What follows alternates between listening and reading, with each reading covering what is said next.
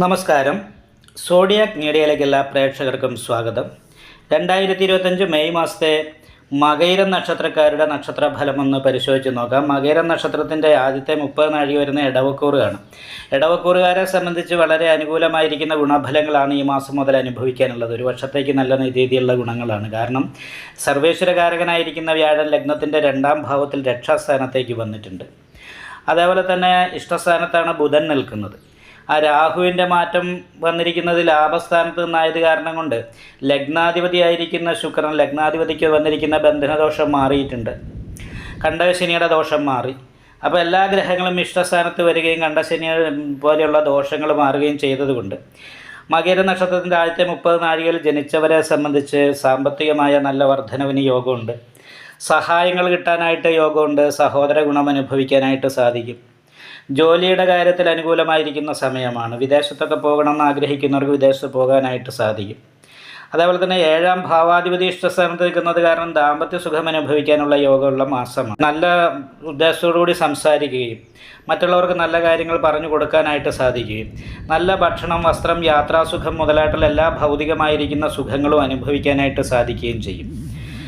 എന്നാൽ മകര നക്ഷത്രത്തിൻ്റെ അവസാനത്തെ 30 നാഴിക വരുന്നത് മിഥുനക്കൂറിലാണ്. മിഥുനക്കൂറുകാരെ സംബന്ധിച്ച് ജന്മരാമവനേ ദുഃഖം എന്ന് പറയുന്ന യോഗമാണ്. അതായത് 12ൽ നിന്ന വ്യാഴത്തേക്കാൾ കുറച്ചുകൂടി അനുകൂലമാണെങ്കിൽ പോലും ഒരു കാര്യവും കൃത്യമായിട്ട് തീരുമാനിച്ചുറപ്പിക്കാൻ സാധിക്കാത്ത രീതിയിലുള്ള ഒരു അരക്ഷിതാവസ്ഥയിലൂടെ കടന്നു പോകേണ്ട സമയമാണ്.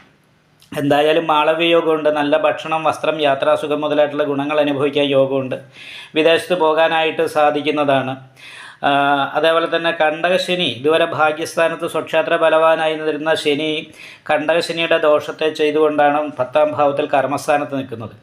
അപ്പോൾ നല്ല ഉത്സാഹത്തോടുകൂടിയും പ്രതീക്ഷയോടുകൂടിയും പ്രവൃത്തിയെടുത്താലും ആ പ്രതീക്ഷിക്കുന്ന പ്രതിഫലം കിട്ടാതെ ഇരിക്കാനുള്ള സാധ്യത കൂടുതലാണ് കണ്ടകശനിയുടെ ദോഷമുള്ളത് കാരണം.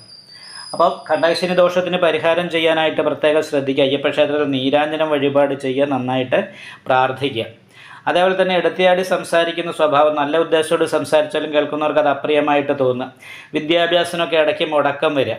ബന്ധനദോഷങ്ങൾ പോലെയുള്ള കാര്യം, അതായത് നമ്മൾ ആഗ്രഹിക്കുന്ന കാര്യങ്ങൾ ചെയ്യാൻ പറ്റാത്ത രീതിയിലുള്ള എന്തെങ്കിലും തടസ്സങ്ങൾ വരിക. വീട് വിട്ട് നിൽക്കുക, വീട്ടിൽ നിൽക്കുന്ന സമയത്ത് സന്തോഷിച്ചിരിക്കുമ്പോൾ പെട്ടെന്ന് ടെൻഷൻ ഉണ്ടാകുക, വിപരീത സ്വഭാവം, ഹൃദയസ്ഥാനത്തുള്ള രോഗാവസ്ഥ കാര്യങ്ങൾ, ഇങ്ങനെ പല രീതിയിലുള്ള തടസ്സങ്ങളും പ്രതിസന്ധികളും ഉണ്ടാകാനുള്ള ഒരു സാധ്യത കൂടിയുള്ള സമയമാണെന്ന് മനസ്സിലാക്കിക്കൊണ്ട് വിഷ്ണു ക്ഷേത്രത്തിൽ ദൈവാധീനം വർദ്ധിക്കാനായിട്ട് നെയ്വിളക്ക്, ഭാഗ്യസുക്താർച്ചന മുതലായിട്ടുള്ള കാര്യങ്ങളൊക്കെ ചെയ്യണം.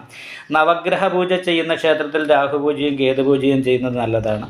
അതുപോലെ ശിവക്ഷേത്രത്തിലും യഥാശക്തി വഴിപാട് ചെയ്യണം. ദേവീ ക്ഷേത്രത്തിൽ യഥാശക്തി വഴിപാട് ചെയ്യണം. ക്ഷേത്ര ദർശനം, പ്രാർത്ഥന മുതലായിട്ടുള്ള കാര്യങ്ങളൊക്കെ നല്ല രീതിയിൽ ഉണ്ടെങ്കിൽ മാത്രമേ മകര നക്ഷത്രത്തിൻ്റെ അവസാനത്തെ 30 നാഴികയിൽ ജനിച്ചവർക്ക് അനുകൂലമായിരിക്കുന്ന ഗുണഫലങ്ങൾ പൂർണ്ണമായിട്ട് ഈ മാസത്തിൽ അനുഭവിക്കാനായിട്ട് സാധിക്കുകയുള്ളൂ. നിങ്ങൾക്ക് ഈ വീഡിയോ ഇഷ്ടപ്പെട്ടാൽ ലൈക്ക് ചെയ്യുക. നിങ്ങളുടെ അഭിപ്രായങ്ങൾ കമൻറ്റ് ചെയ്യാം. ജ്യോതിഷവുമായി ബന്ധപ്പെട്ട കൂടുതൽ കാര്യങ്ങൾ അറിയാൻ ഈ ചാനൽ സബ്സ്ക്രൈബ് ചെയ്യുക. ഞങ്ങളുടെ ഓൺലൈൻ കൺസൾട്ടൻസി നമ്പർ താഴെ ഡിസ്ക്രിപ്ഷൻ ബോക്സിൽ കൊടുത്തിട്ടുണ്ട്. ആവശ്യമുള്ളവർക്ക് കോൺടാക്റ്റ് ചെയ്യാവുന്നതാണ്.